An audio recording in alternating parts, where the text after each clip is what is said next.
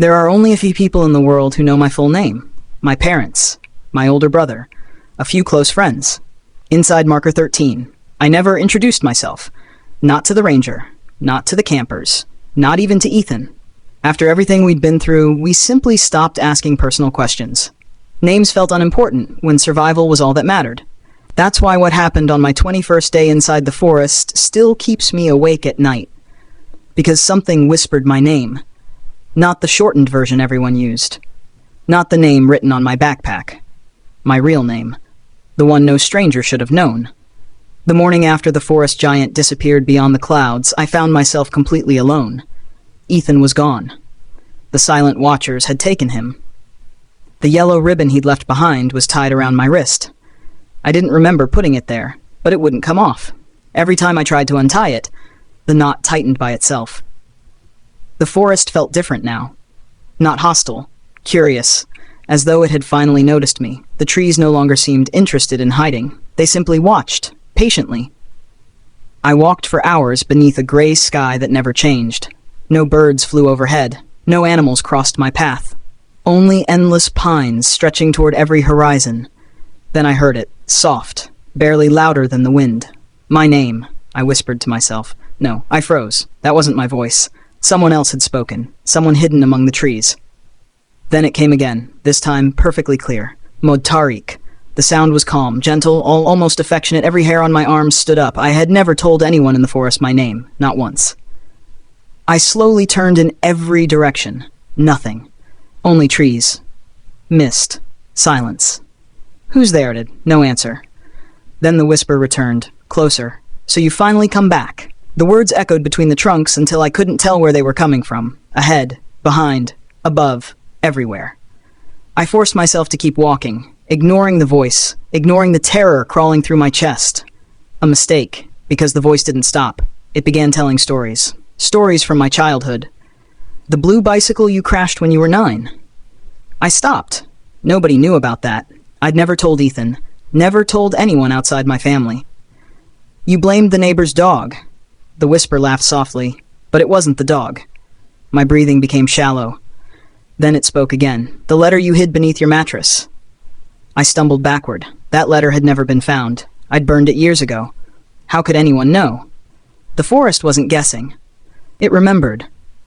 The whispers multiplied. Dozens, hundreds, all speaking different memories, different years, different moments of my life. The day I learned to swim.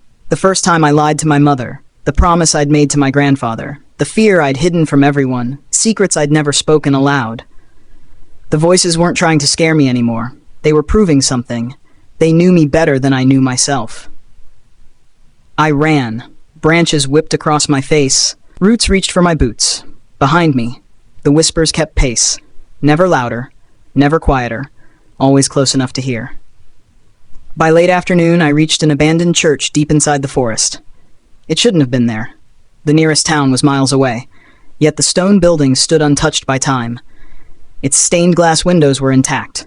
The old bell tower leaned slightly to one side, and above the entrance, someone had carved a single sentence. We know who you are. The heavy wooden door creaked open on its own. Inside, rows of dusty pews faced a simple altar. Candles burned with blue flames. No smoke, no heat. I should have left. Instead, I stepped inside. The door slammed shut behind me. The candles flickered together. Then every flame bent toward me, like heads turning, watching. At the far end of the church stood a figure in a long black coat. Their face remained hidden beneath a hood. They spoke without moving. My son. It was my father's voice. Perfect. Tears filled my eyes instantly. Dad? The figure slowly shook its head. No. Then my mother's voice answered, We've missed you. Another shake of the head. A no. One by one, the figure spoke with every voice I'd ever loved. Friends, teachers, family, Ethan, Jake, the ranger, every person whose voice I could recognize, yet each sentence ended the same way. No. Finally, the hood slowly lifted. There was no face beneath it, only darkness. A darkness filled with countless tiny glowing eyes. We don't need faces, the creature whispered. We know yours. The church walls began changing. Photographs appeared across the stone. Thousands of them. Every stage of my life, as a child, a teenager, an adult. Pictures no one had ever taken. moments I had experienced completely alone. One photograph stole my breath. It showed me standing in marker 13, at 8 years old, holding my father's hand. "No," I whispered, "I've never been here." The creature stepped closer. "You don't remember." My head pounded. Fragments of forgotten memories flooded my mind. A camping trip, a yellow ribbon tied around a tree, my father shouting my name, a dark figure standing between the pines. Then, nothing. I collapsed to my knees. The memories vanished as quickly as they'd appeared.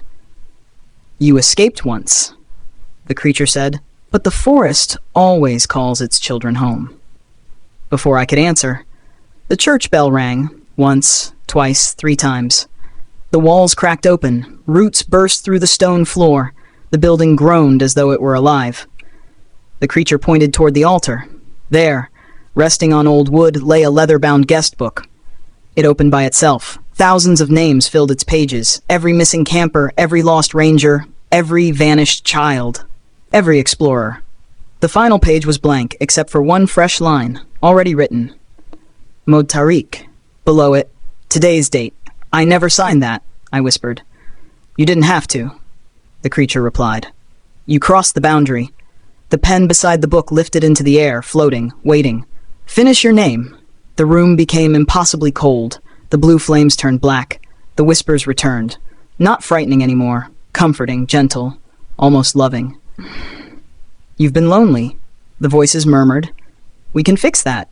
You miss Ethan. You miss home. You don't have to keep running." For one dangerous moment, I believed them. I reached toward the pen. Then something caught my eye, the yellow ribbon around my wrist, hidden inside its folds. Tiny words were stitched into the fabric. Not by me, not recently. "Don't sign." Ethan's handwriting. Somehow he'd known. I grabbed the guest book and threw it into the black flames. The church screamed, not the building, the entire forest. The hooded figure dissolved into smoke. The photographs burst into ash. The stained glass shattered. The floor split open beneath me. I ran as the church collapsed around itself. When I finally escaped into the forest, the building was gone, as though it had never existed. Only one thing remained. The guest book, lying in the grass, completely unharmed. Its pages slowly turned by themselves, stopping at the final page.